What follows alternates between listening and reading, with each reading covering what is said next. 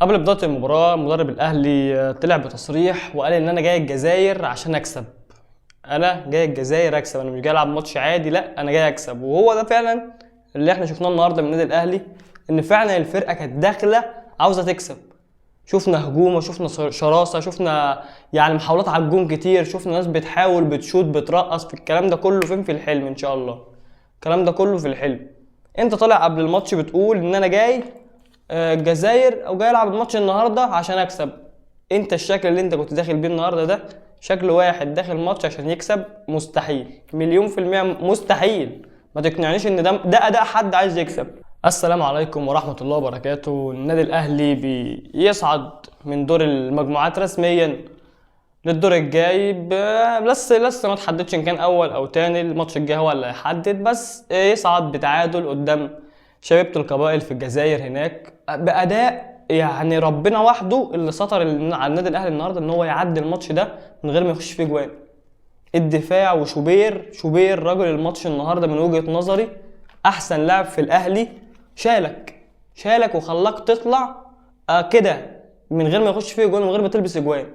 انت النهارده شكلك الطبيعي، يعني ده الطبيعي بتاعك. انت اصلا بره ارضك دي خلاص، دي بقت ازمه عندنا خلاص. احنا بره يعني مش حتى بنخسر، لا احنا اصلا ما بنلعبش من اول التشكيله النهارده. التشكيله اللي انا اتفاجئت النهارده ان انت لما تيجي تبص على الدكه عندك كده بره هتلاقي ان انت مفيش ولا نص ملعب بديل. انت عندك بره دكه كلها مدافعين وجناح ومهاجم، مفيش ولا نص ملعب. نص ملعب واحد بس، واحد ربنا مش موجود. تشكيله داخله تلعب افريقيا، رايحه العب افريقيا بقايمه ما فيهاش ولا نص ملعب. طب ده يرضي ربنا؟ اكيد لا. تمام، تعال بص على الماتش.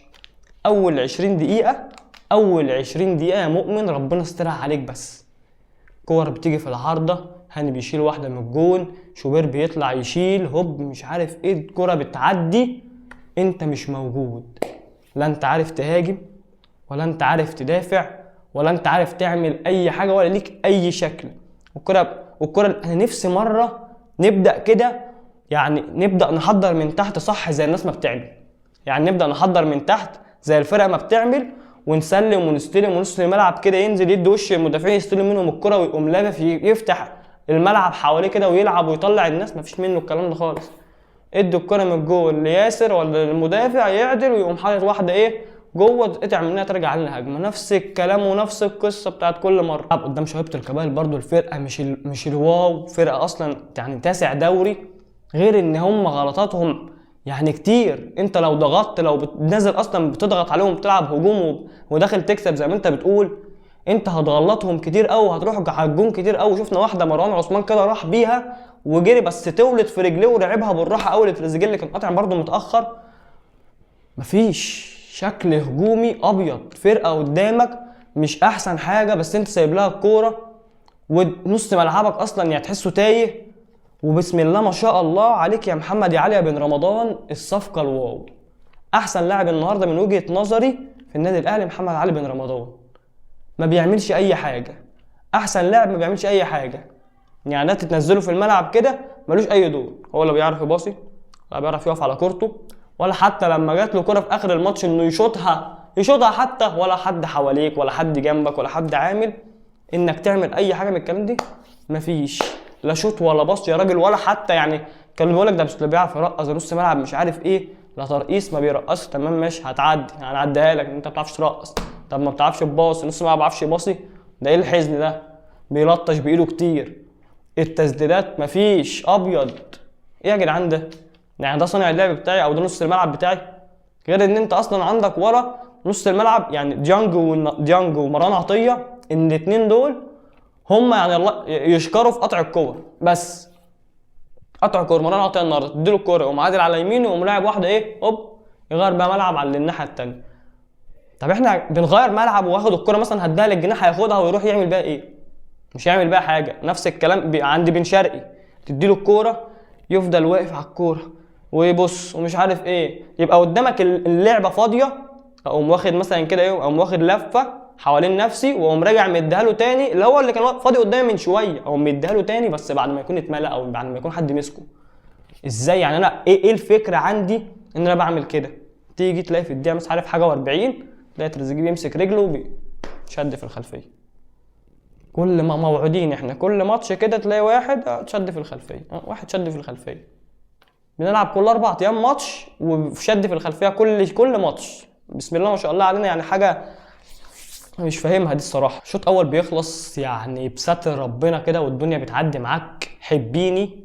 الكوره ما دخلتش في الجون بستر ربنا، كور تيجي في العارضه، كور بتتشال، دفاع بيشيل، لعيبه القبائل بيغلطوا والدنيا معاهم في الزبده. اصلا الفرقه واقعه اصلا والدنيا معاها خربانه، بس انت برضه انت كمان واقع اكتر منهم بمراحل، فبيروح عليك على الجون كتير وربنا استر ومفيش اي حاجه حصلت. عشان الشوط الثاني يبدا بتبديله لطاهر اللي نزل مكان تريزيجيه اللي اتصاب. وحته التبديلات دي بقى يعني هنجيلها عشان دي حته لوحدها بقى ايه، محتاجه قصه ومحتاجه قعده.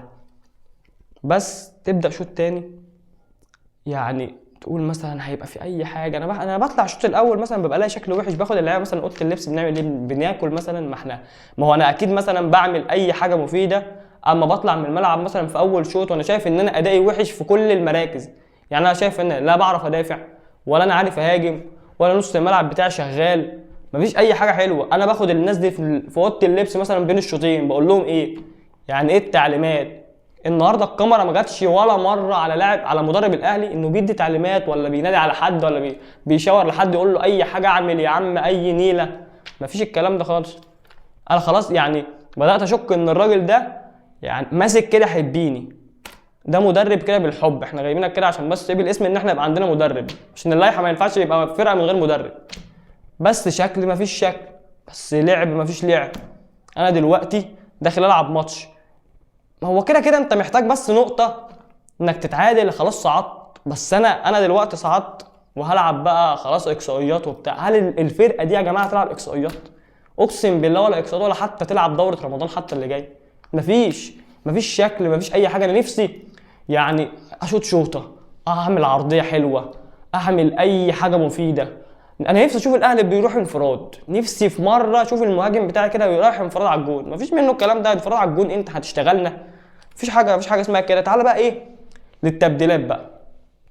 انا الطبيعي بتاعي لما مثلا بشوف الفرقه في الملعب كلهم حلوين وكله في مركزه مأدي مثلا 100%، ببقى واقف على الخط كده محتار اطلع مين وانزل مين ومين يطلع ومين ينزل، وابقى واقف محتار كده بره. لكن انا شايف الفرقه كلها وحشه، لو طلعت الحكم محدش يتكلم معايا. انا واقف بره مستني ايه كل ده عشان ابدل. طب اول ما اجي ابدل الاقي احمد رمضان بيكهام وكريم فؤاد نازلين مكان كوكا ومكان بن شرقي. انا مش هلوم، اصل انت كده كده اصلا القايمه بتاعتك ما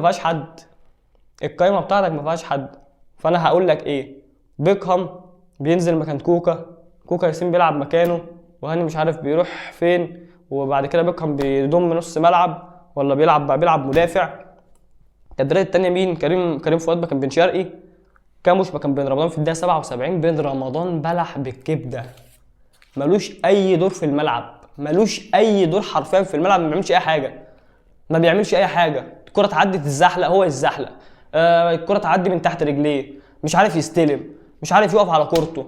الشوطه اللي جات له حتى واقف لوحده في مساحه ولا حد ضغط عليه ولا حد عمل اي حاجه، قام حاططها في المدرجات.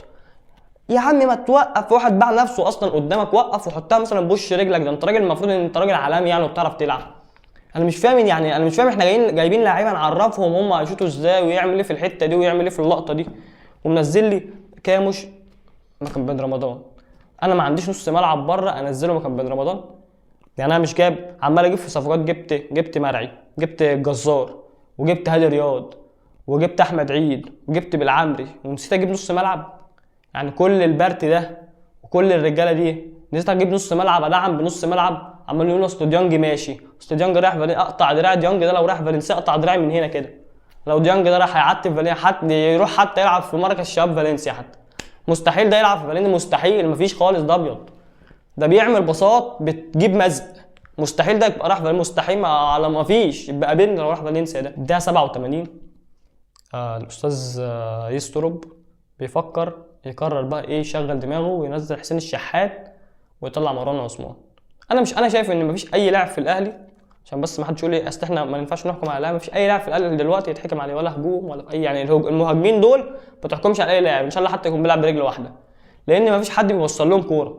نص الملعب عندك محتاج معونه، محتاج اللعيبه تفهم ان انا اما باخد الكوره كده اودي وشي كده ناحيه الخصم والعب كوره، طلع المهاجمين الكوره اكتر من كوره. في كوره النهارده جت مروان عطيه طلع جري جري جري جري طاهر اللي بيجري قدامك ده، ولا كاموش كان بيجري الناحيه الثانيه جري، مفيش.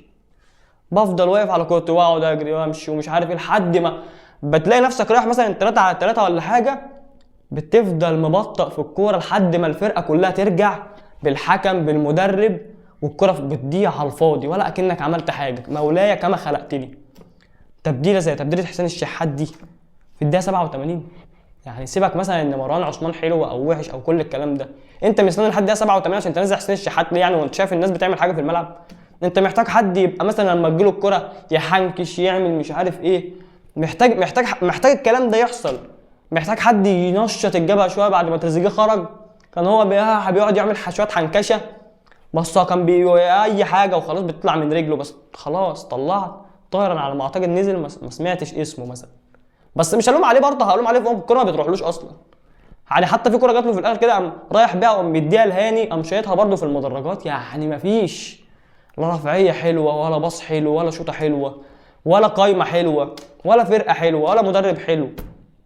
انا مش فاهم والله العظيم ما فاهم. حتى كنت عايز اعمل حلقه عن برشلونه اللي كسب النهارده ما لحقتش، مش عارف اعمل حلقه عن مين ولا عن مين.